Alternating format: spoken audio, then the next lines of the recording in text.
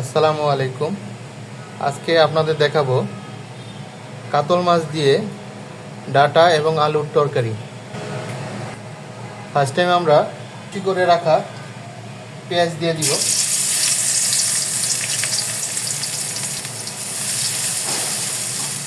আমরা একটু পেঁয়াজটা একটু বাদামি বাদামি করব।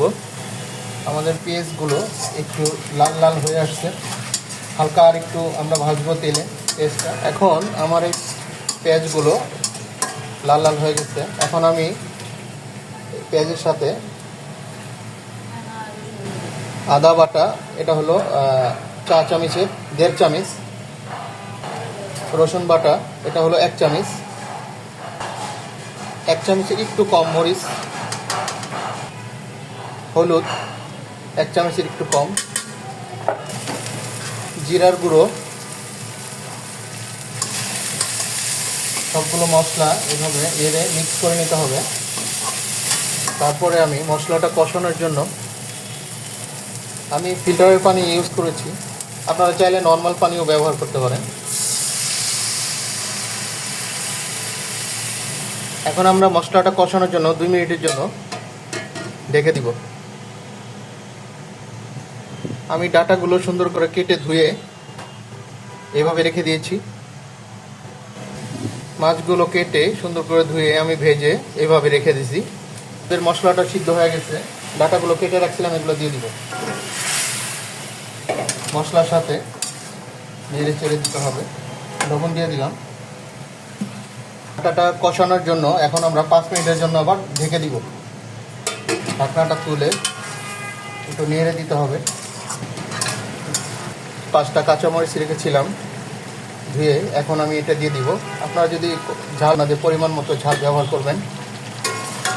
মাঝে মাঝে একটু নেড়ে দিতে হবে যাতে মশলাটা লেগে না যায়।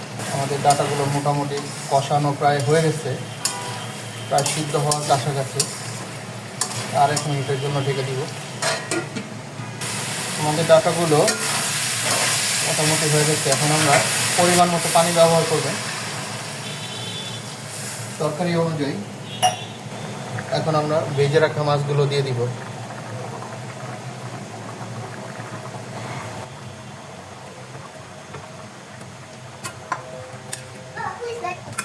ঢেকে দিব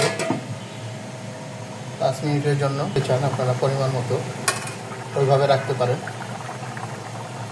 আর একটু ঢেকে দিব। একটু টমেটো অ্যাড করে দিলাম, 1টা টমেটো।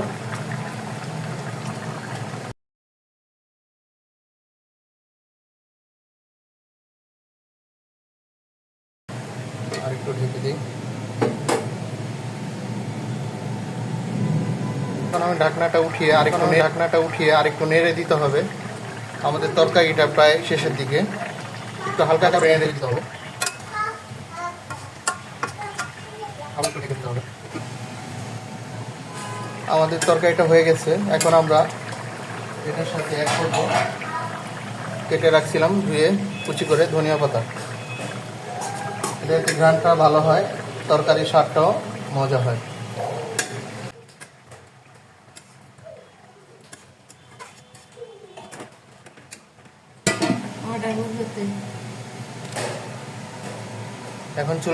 এখন চুলাটা বন্ধ করে দিব। ধনিয়া পাতাটা যাতে একটু নরম হয়ে যায়, ঘ্রাণটা বের হয়। তো আমাদের তরকারি আজকে ফাইনাল লুক।